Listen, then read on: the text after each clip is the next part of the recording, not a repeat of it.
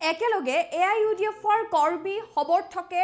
যোগদান কৰিলে কংগ্ৰেছত প্ৰায় ৫ শতাধিকো অধিক কৰ্মী সমৰ্থকে যোগদান কৰে কংগ্ৰেছত ধিং সমষ্টিৰ বিধায়ক আমিনুল ইছলামৰ দুৰ্গত এক প্ৰকাৰে আঘাত হানিলে কংগ্ৰেছে কংগ্ৰেছৰ প্ৰতি এইদৰে এতিয়া প্ৰীতি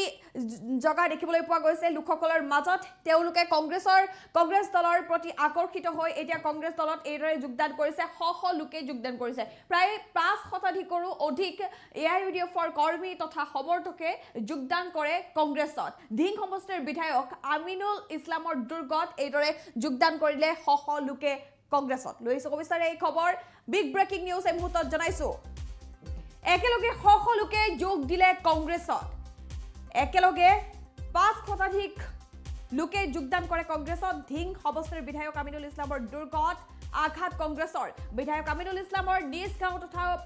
ৱাৰ্ডৰ ৫ শতাধিক লোকে যোগদান কৰে কংগ্ৰেছত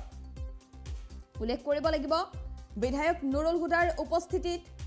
যোগদান কাৰ্যসূচী এআইইউডিএফ কৰ্মী সমৰ্থকে যোগদান কৰিলে কংগ্ৰেছত দৃশ্যাংশ আছে আমাৰ ওচৰত আমি দেখুৱাম ৫ শতাধিক লোকে যোগদান কৰিছে কংগ্ৰেছ দলত পঞ্চায়ত নিৰ্বাচনৰ পূৰ্বেই এতিয়া এইদৰে দেখিবলৈ পোৱা গৈছে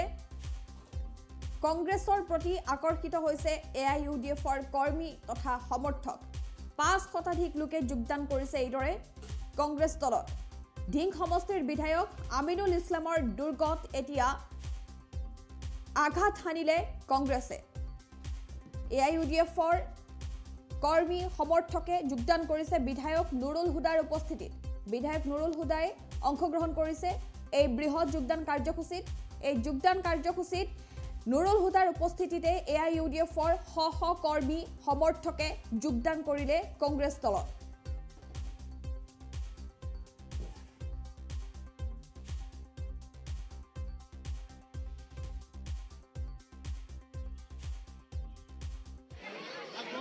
গাঁও পঞ্চায়তটো নতুনকৈ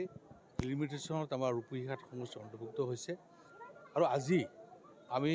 এই 10টা ৱাৰ্ড লৈ এই পঞ্চায়ত 10টা ৱাৰ্ড লৈ এখন কৰ্মী সভা আৰু যোগদান সভা দিছিলোঁ আজি প্ৰায় হাজাৰৰ অধিক ইয়াৰ গাঁও পঞ্চায়তৰ এআইইউডিএফ দলৰ প্ৰাক্তন সভাপতি এআইইউডিএফ দলৰ আঞ্চলিক সদস্য এআইইউডিএফৰ মণ্ডলৰ সভাপতি তেওঁলোকৰ যি বিষয়ববীয়াসকল আছিলে তেওঁলোকৰ সমৰ্থক আছিলে চবকে লৈ প্ৰায় হাজাৰৰ অধিক মানুহ আজি এআইইউডিএফ দল ত্যাগ কৰি ভাৰতীয় জাতীয় কংগ্ৰেছ দলত যোগদান কৰিছে গতিকে মই আপোনালোকৰ চেনেলৰ জৰিয়তে সকলোকে মই ধন্যবাদ আৰু কৃতজ্ঞতা জ্ঞাপন কৰিছোঁ আজি তেওঁলোকৰ যোগদানে আমাৰ কংগ্ৰেছৰ শক্তি আৰু অধিক বৃদ্ধি কৰিছে আমি আশা কৰোঁ যে এনেকৈ চবেই হয়তো আজি অনুভৱ কৰিছে যে এআইইউডিএফ দলটোৱে আমাক কিমানখিনি আমাৰ জাতিটোৰ কাৰণে কিমান অন্যায় কৰিছে সেই কথাটো আজি চবেই উপলব্ধি কৰিছে আৰু তেওঁলোকে উপলব্ধি কৰি আজি চবেই কংগ্ৰেছৰ মজিয়ালৈ দাপনি মেলিছে আজি আমাৰ কংগ্ৰেছ দল এটা ধৰ্মনিৰপেক্ষ দল সকলো জাতি জনগোষ্ঠীৰ সম অধিকাৰ আছে আৰু এই কথাটো চবেই বুজি পাইছে যে এটা সাম্প্ৰদায়িক ভিত্তিক কোনো দল হ'ব নোৱাৰে গতিকে আমি সকলোৱে যাতে সকলো শ্ৰেণীৰ নাগৰিকৰ সুবিধা য'ত হয় তাতে আমি থাকিব লাগিব আৰু সেয়ে আজি কংগ্ৰেছক চবেই সমৰ্থন কৰিছে